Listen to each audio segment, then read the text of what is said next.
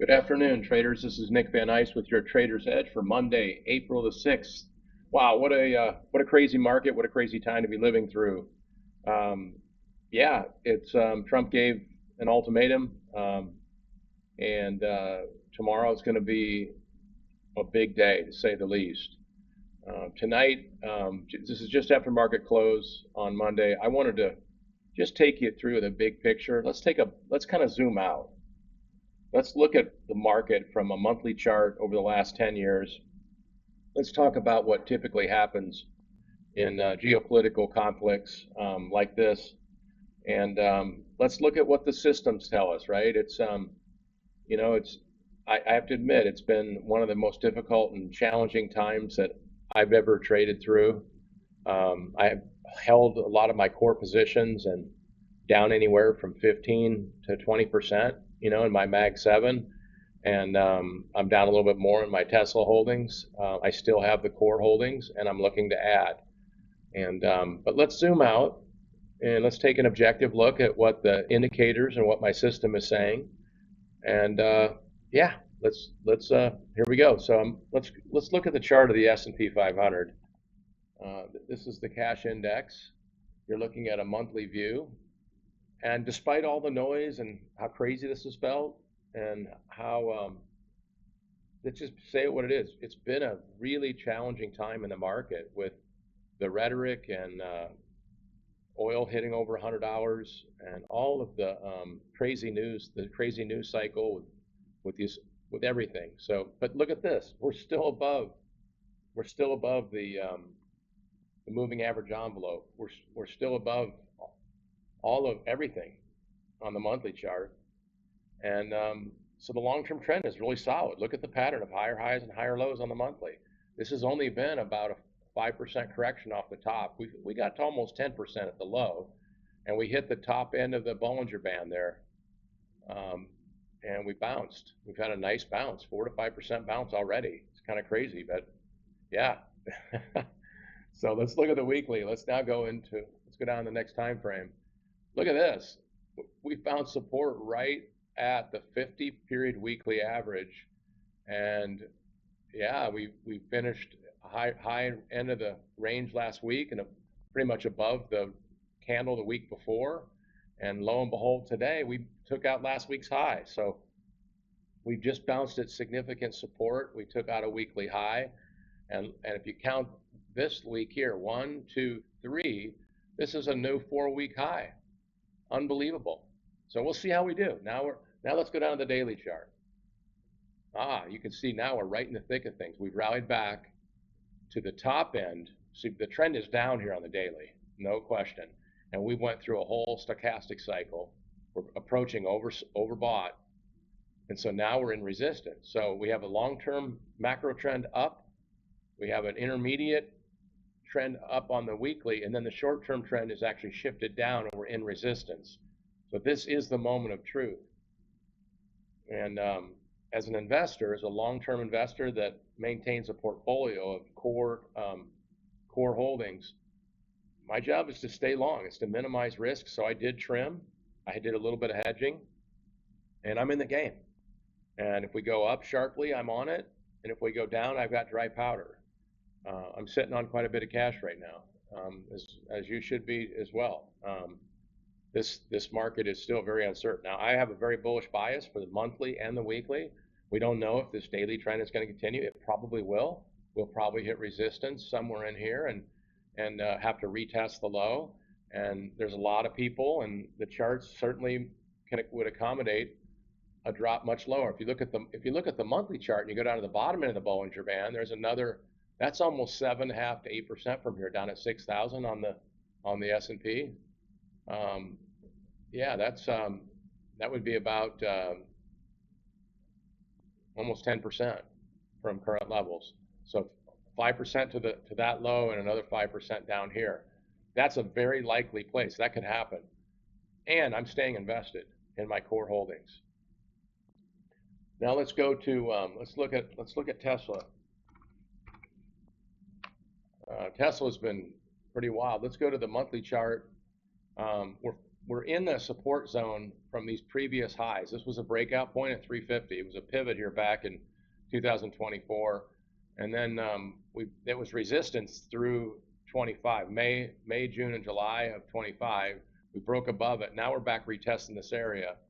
If you go down to the weekly time frame, we just broke through that 50-week average, and we're breaking down. But we're in. Here's that resistance. That used to be, that was resistance, and now it should act as support. And the market's really oversold here on the weekly stochastic spaces. I looked at the RSI earlier. This is the lowest.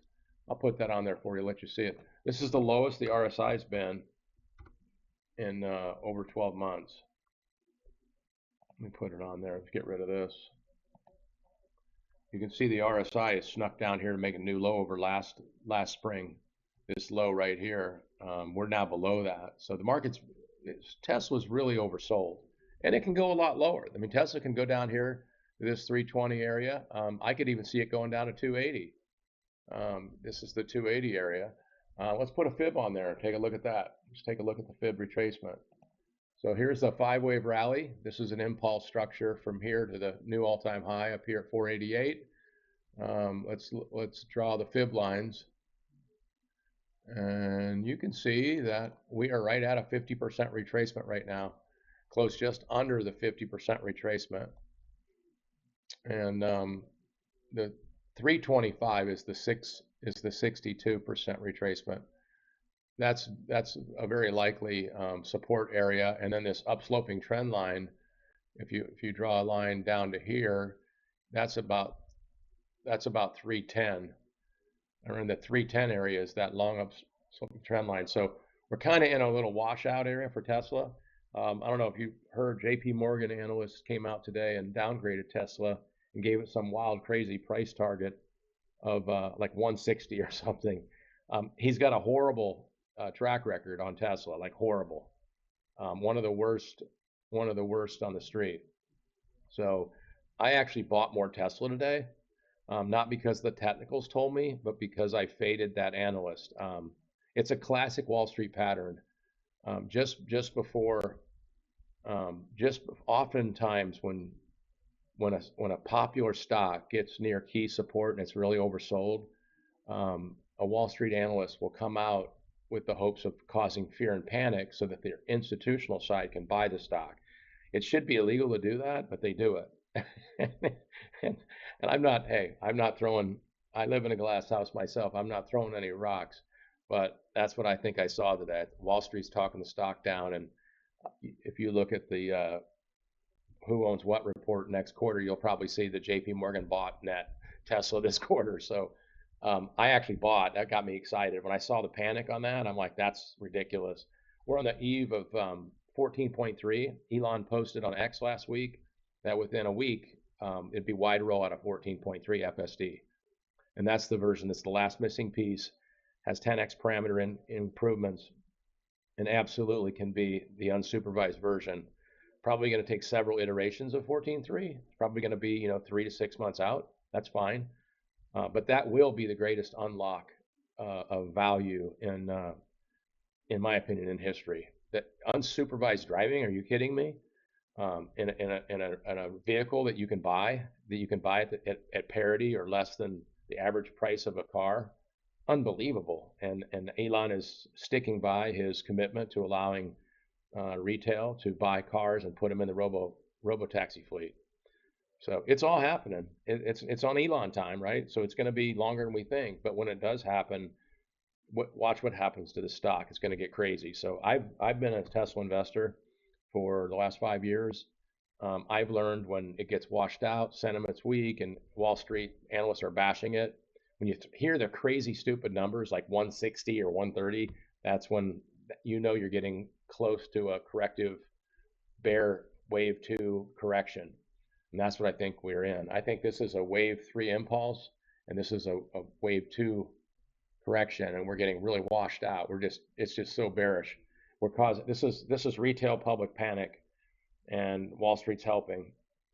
And when we recover, it's going to be violent. This is like a compressed spring. That's my opinion. So let's look at it on the daily chart. It's just relentless. the selling has been relentless, and uh, and yet we're at a 50% retracement. At the same time, we have all this bullish catalyst coming on the pike. Now let's look at MicroStrategy, the other company that I've been watching that I think is at a monumental, just an unbelievably potentially bullish pattern. Let's get rid of the RSI here. So we had this, what I thought was capitulation. Still, that's proved true, and we haven't taken that low out yet. So this, I think this was the capitulation event for Bitcoin and MicroStrategy. This was served as a great big stress test for MicroStrategy because now they've been issuing bonds and notes on Bitcoin. They're the largest holder in a public company of Bitcoin. Have hundreds of billions of dollars on their balance sheet of Bitcoin holdings. Anyway, so since we hit that low, we've just basically went sideways, and I think we're in accumulation phase. I think that large institutions are accumulating this stock at the time where the retail public is selling and getting flushed out. If you look at, we're trading down around 135.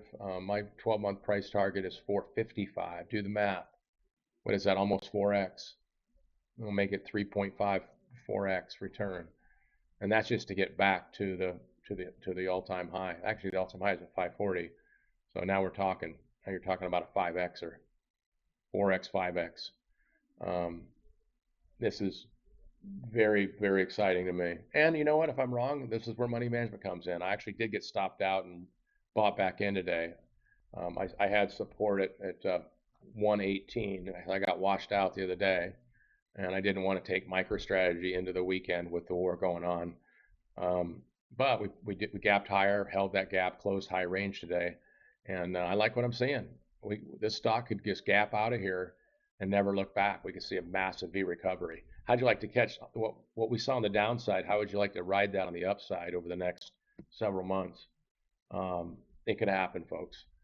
So not financial advice, but I'm just sharing what I'm doing. Manage your own trades at your own risk. You got to take 100% responsibility for your trades. Yep. Let's take a look at AMD. AMD is a potential screamer. It was one of my biggest winners last year. I'm still holding a core position in it. Really like the charts here, folks. Look at AMD on the monthly. Break out to all-time highs on a two-leg rally. Rallies don't end this way. This is a 1, 2, 3. Okay, either that or a 1, 2, 1, 2. We're cocked and loaded, consolidating sideways above a previous breakout high. AMD's for real, folks. The market cap is between 300 and 400 billion. The leader is 4 trillion. AMD has the potential of 10x. Now, I don't think it's 10xing from here. I do think it could 2x from here over the next 12 months. I have a target of like 350. But look at the technicals. Look at this. This is amazing. And it did all this during the war. Look at this on the monthly. We made a new monthly high quietly with all this bearish sentiment in the market selling off. This is a really strong market.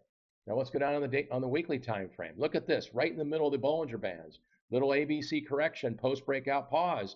Couldn't fill the gap. Now we've turned up. She's bullish. All right. AMD wants to run here. So, and little bonus action here. Look at this little head and shoulders bottom. Left shoulder, head, right shoulder, neckline right at 220. We broke out above it and closed right above the 220 today, 220.19.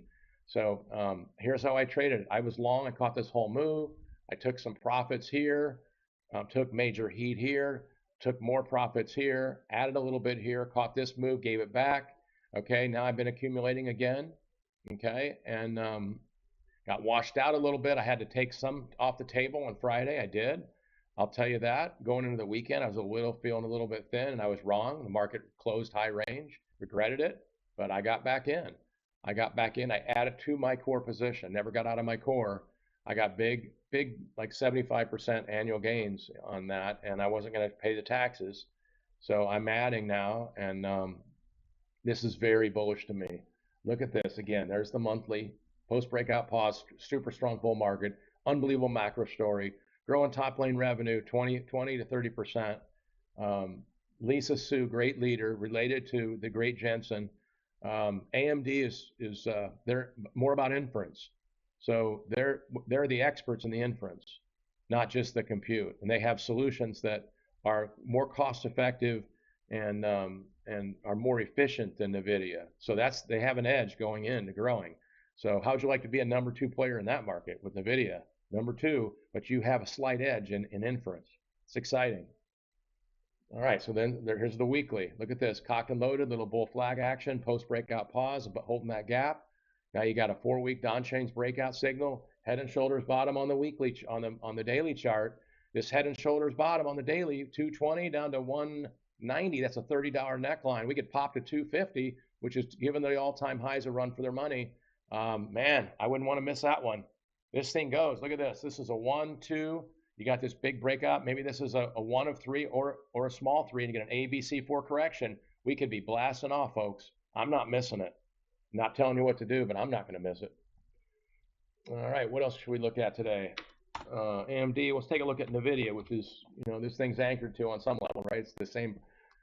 We broke down below this key support here that was basically the last 6 months we went sideways. Now we broke back above it. I think that shows a lot of strength. And I like NVIDIA. Look at it on the weekly chart. You get a little better view. Right here, it's a 50-week average. The street is getting negative on NVIDIA.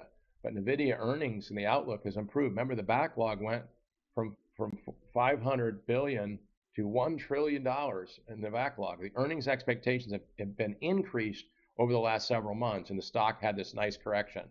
That was almost a 15% correction from 210 down to about 165. So pretty good size correction, ABC correction in my opinion, and it's cocked and loaded. She's ready to rip. Also like Amazon here, look at Amazon. Same kind of deal.